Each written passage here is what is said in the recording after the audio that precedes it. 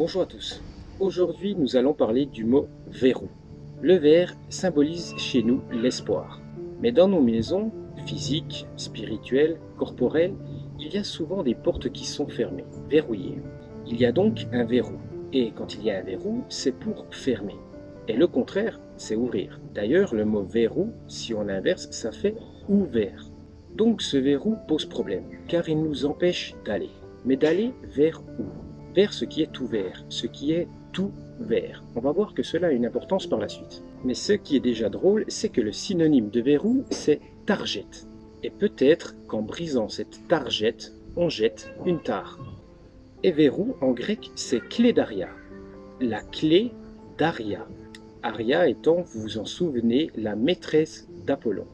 À nouveau, une preuve ici qu'il y a un message qui est caché. Pour déverrouiller, il va donc falloir trouver la clé, car c'est la clé porte s'ouvre. Et derrière le verrou se trouve ver-ité. Ver-ité. Ité en latin signifie aller. Aller vers le vert. Comme je l'ai dit, le vert va nous montrer qu'il y a donc un message caché, un message secret. On entend d'ailleurs un message secret. Avec cette couleur verte, c'est par exemple le cas des tables d'émeraude d'Hermès Trismégiste.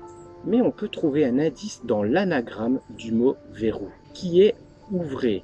Ouvrer, ça signifie façonner, ou encore mettre en œuvre. Donc pour cela, il va falloir travailler ce verrou, pour découvrir, déceler, et connaître l'envers du décor.